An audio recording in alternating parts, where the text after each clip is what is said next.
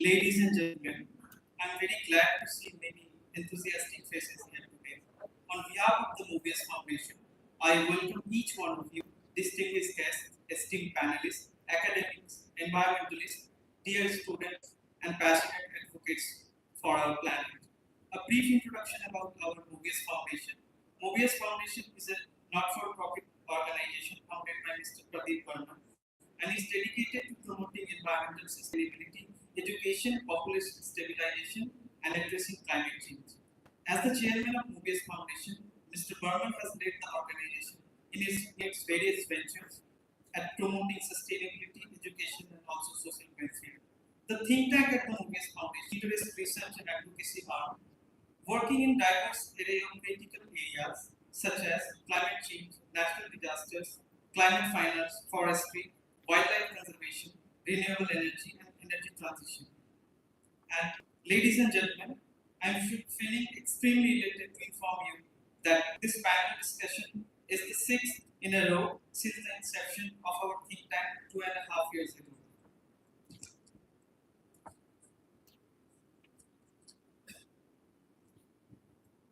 Before we begin, let me invoke the timeless words of great poet Kalidas from his epic Kavya Kumar on the majesty of and greatness. Astu Tarasyam Deshi Nagadhiraja Purva Paro Vayalidhi Viga Sthita Prathivya Eva Bandhanya.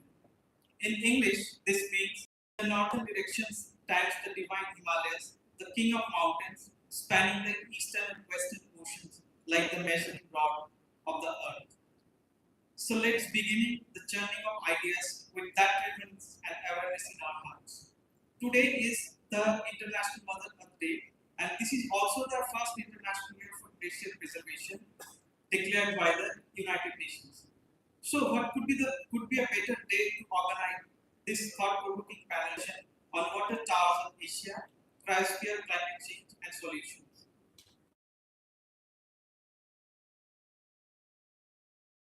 In the Asian cryosphere, frozen from the frozen reaches of the Arctic and the vast Antarctic ice sheets. To open an evening, it's my honor to invite Mr. Praveen Garg, the president of the Mobius Foundation, to deliver the keynote address. He is a retired of the Madhya Pradesh cadre. He was also the special secretary in the Ministry of Environment, Forest and Climate Change. He is a highly recognized public policy expert. Now I invite Mr. Praveen Garg to please say a few words of inspiration.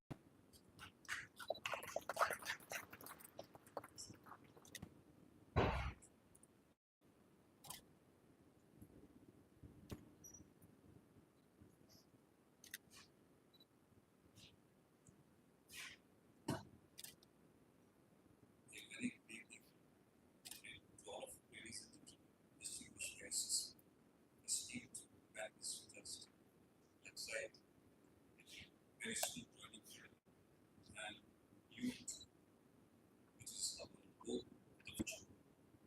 It is with both urgency and hope that I welcome you to this critical, crucial gathering. What does Asia, Cryosphere, climate change, and solutions? Unfortunately, Mr. Baba, founder of Mobius Foundation, is unable to attend the panel discussion today. He sends his best wishes and warm regards to all the distinguished panelists, guests, and participants. We all wish him a speedy recovery. Mr. Burman is a philanthropist, a visionary, a man of deep conviction and compassion. He was profoundly moved by the documentary and inconvenient truth by a God, and it left a lasting impression on him.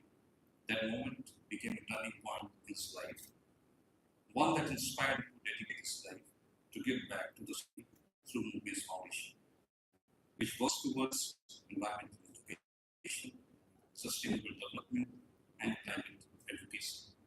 I am also pleased, as was mentioned by Sandeep, that this evening will mark the 6th edition of our panel discussion series. every session, we have grown, gained deeper understanding, clearer purpose, and a stronger collective will to act. This event is also to celebrate the first International Year of Glaciers Preservation as declared by the United Nations to highlight the vital importance of Cryosphere, not just as frozen landscapes, but as life-giving reservoirs that sustain ecosystems, regulate climate, support economies, and human lives. How many of us know what is so special about 22nd April? It is International Mother Earth Day. Some people are mentioning that this event takes on in greater meaning as it coincides with the Earth Day, our event. A day to remind and renew our commitment to safeguard the health of our planet. The particular day is also a powerful reminder that the fate of glaciers is intertwined with the broader environmental challenges which we face. Globally, the Cryosphere, our planet's frozen shield, covers around 10% of the Earth's surface, but holds as much as 70% of the fresh water. Not only that, it is also a climate regulator, reflecting sunlight back into space, but this shield is now cracking. Worldwide, 90% of the monitored glaciers are thinning. Greenland and Antarctica are now melting 6 times faster than the 1990s.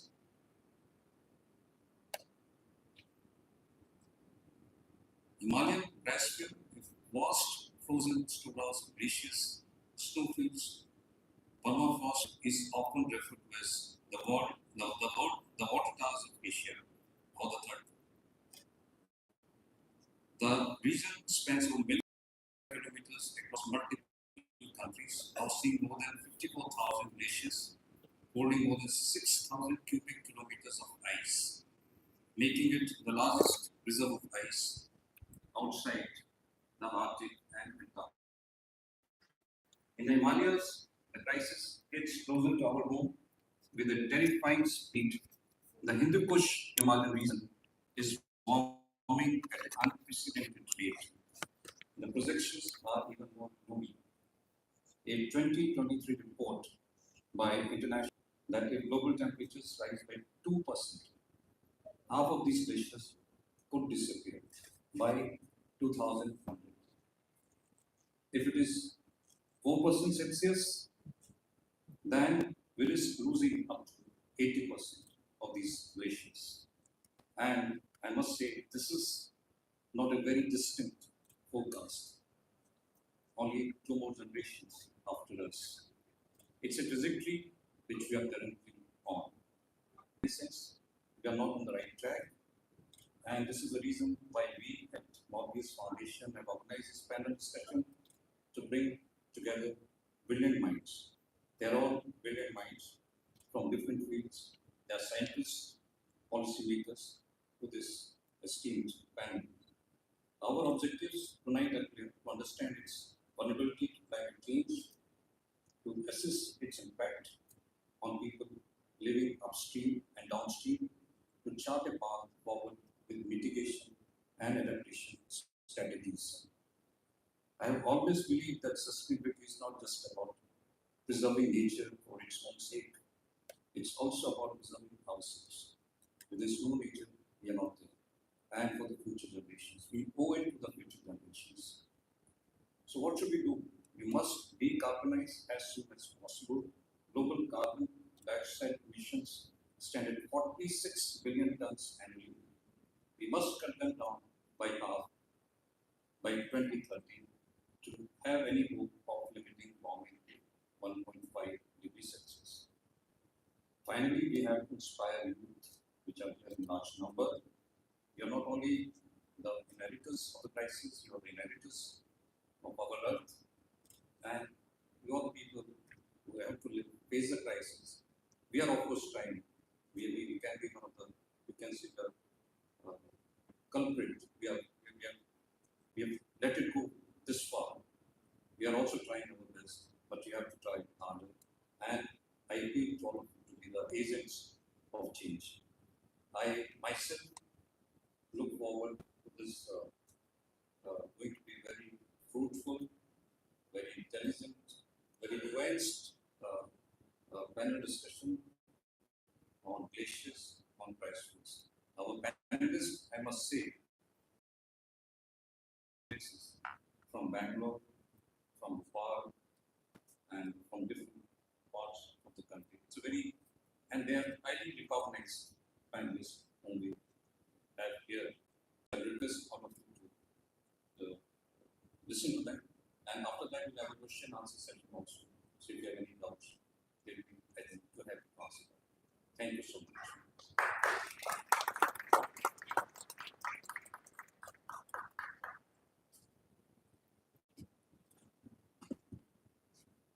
Thank you, Mr. Praveen Garg, the President of Mobius Foundation, for setting the tone of the evening with your insightful and inspirational work. Now, let's move into the main agenda of the evening, the panel discussion. Today, we are privileged to have a distinguished group of experts who bring decades of experience and diverse perspective on cryospheric science, climate change policy, and solutions. Allow me to introduce our esteemed panelists. First, I would like to invite on the stage Mr. Brijmohan Rathore. He is a former IFS officer. He was also the Joint Secretary at the Ministry of Environment, Forest and Climate Change. He was a Chief Policy Advisor at the International Center for Integrated Mountain Development in Kathmandu. He is a seasoned forester, public policy expert, and he is also an organic farmer enthusiast, a practitioner. We welcome you on the stage, sir. Please give him a big round of applause.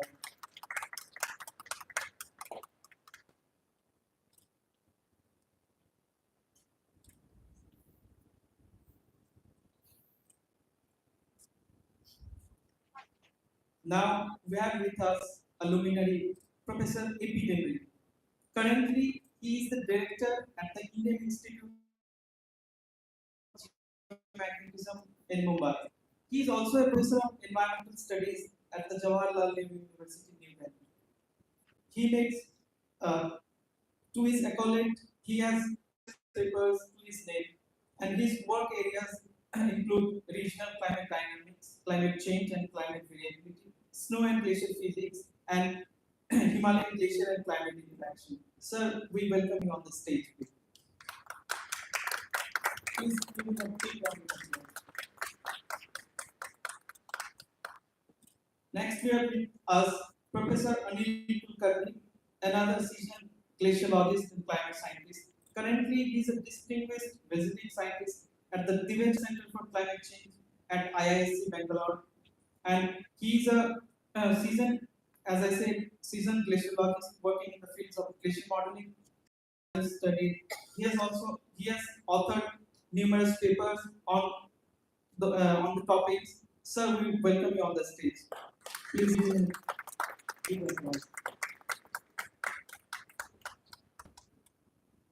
Today, we have the honor of having Captain Anurag Bisen. Currently, he is a senior fellow at the Bikaner International Foundation, New Delhi. He specializes in Arctic and Antarctic geopolitics. He is also an honorary adjunct faculty at the National Maritime Foundation. He is also a visiting faculty at the Naval War College. So it's an honor to have you here today. Please come to the dance.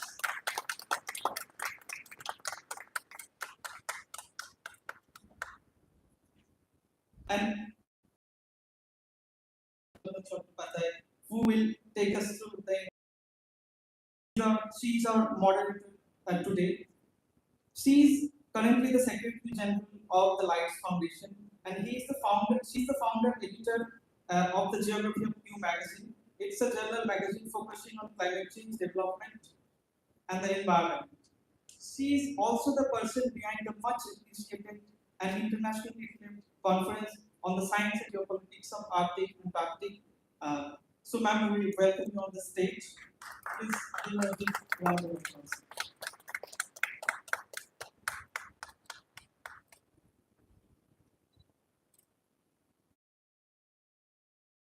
So thank you all the panelists and the moderator once again. Over the charge of the stage to Dr. Sulagna and our esteemed panelists.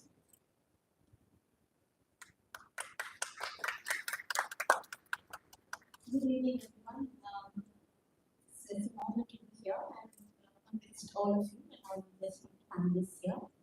So the format of today's evening, the entire discourse that we are planning to do, we have two segments. The first two segments, after we will open for some discussion in the forum questions, and then we move on to the second part of our discussion, where we talk about what we need to do and what are the kind of sit we're looking at, and then we again open for final, comments this time, because a lot of people want to make comments as well.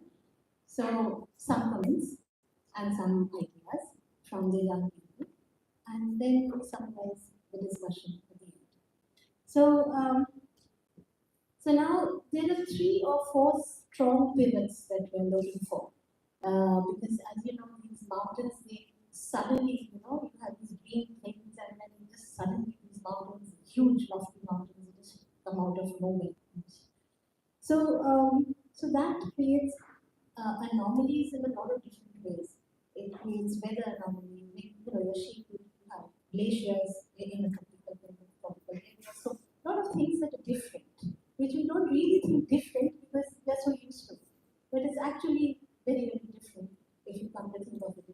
It's nowhere in the world is there's something like the Himalayas. So that is one second. Now I will open today's discussion with Professor Pandara. And Professor, we want your opening remarks about what is the state of water, in the sense like, the South Asian water towers, like, is it more rain in the upper regions, less snow? Are we getting, what is the degree of variability? Is it in the eastern Himalayas, western Himalayas? You can just give a sense of that. Good evening to all. Thanks, Mobius Foundation, for inviting me. And I congratulate for considering such activities. It's very important because I see 60% audiences and investors will pull in picture. Himalaya is a very beautiful massive, which is protruding out 60 area back when it hit the tectonics, and I'm not going to take. And Himalaya already started. And it was not very simply playfield that Himalaya came up. And there is a lot of poles, fans, and that fighting between 2 plates. And if you travel across Indus, you will see the suture of interplate and listen. But what happened in the course of time when it started popping up, it started stopping that northward propagating air, and that's what is our muscle. 55 years back, right? And that's what also we should call it on at time. We started communicating opportunities over the reason was touch upon by a time of 5 minutes, and roughly by intensification of this monsoon in 15 India, 22 million years back, that monsoon really started. Excuse me, ma'am. And here we are sitting at the tail of around this, where we have these issues. Genesis of monsoon in present time is not only the existence of Himalaya. This is a subcontinent is surrounded by ocean, the rising of temperature, and particularly if you see right now, the temperature today was 39 degrees centigrade. So more this latitude warms up, more temperature low builds up, more monsoon moisture is pulled up from down south. We also call it southwestern monsoon, and that rides over the southern front of Indian Himalayan region. So it rides over Himalayan. It's one summer phenomena which yields precipitation right from western side till eastern side. And in winter time, we have western disturbances which travel. We call it western disturbance because the genesis is over Atlantic and large scales of tropical westerly jet at 100 hectopascal. They travel over us because thermal equator goes down because that time northern hemisphere is in colder summit because of the sun upwards, and hence we have western disturbances. So these are a very general proposition of climate or weather phenomena I'm providing. Now Himalaya particularly play a very important role in the local climate. We have cloudbursts, we have flash floods. Regionally, it brings intense monsoons, synoptic scale. Globally, it impacts the circulation. So Himalaya is a very, very unique laboratory where you can think of many ways. Coming to the water tower, though I am not very supportive of telling it water tower, I mostly prefer to say the cryosphere balance over the region. So it gets water in the form of frozen ice, snow, and or mixed ice and all water over the region, which sustains almost 10 nations surrounding the Himalaya by various rivers. And that proposition of the snow is dumped over that, which is in current time because of the warming of circle just mentioned 1.5-degree warming. Because of this, in fact, we have marine warming is taking place. Marine heat wave elevations is warming more. Similarly, Himalaya is warming, but warming of Himalaya is very, very peculiar. Foothills of Himalaya's warming rate, containing warming rate, not warming. Foothills of Himalaya warming rate is lesser than the peaks of Himalaya. So warming rate of higher Himalaya because it's more drier, no vegetation, nothing is there. So it being a dry, its warming rate is more. So if it warms more, your vegetation line will slump down, your snow line will slump down, and your vertical distribution of temperature change across the southern rim of the Himalaya will be entirely different. So I'm not talking the South Mountain Asia. I'm just simply telling the southern rim of the Himalaya rather than Inland Marine region. Lastly, all these three components within the Himalaya have a very different characteristic from Western Himalayan side, Central Himalayan side, and Eastern Himalayan side. In Eastern Himalaya, we have mostly lesser plateaus, long plateau, Great Himalayan range, which bumps that and hits with the Khasi Jaintia hills, 1908. That's where monsoon gets stuck up, but most of the monsoon rain is in liquid form, and because of global warming, climate change, monsoon is no more turning there, it's getting lifted and moving towards the central Himalaya. So in coming time, northeast India will be receiving less amount of monsoon. So there is a big question of scarcity over the northeast Indian region, and that has been started seen there. Central Himalaya is mostly invested by both synoptic pattern. In winter, we have western disturbances. In summer, Indian summer monsoon, so Central Himalaya receives both the, whereas JNK mostly, or rather I would say Western Himalaya, does mostly receive the rain or snow from the winter time. And now the register of snow is also, we have more rain days, liquid rain than the snow. And if it happens so, your impact on the agriculture, like accrued, and all these will be impacted if your pattern of rain, pattern of number of days, snowing it changes. So it has an economic translational issues also. And these impacts are somehow very, very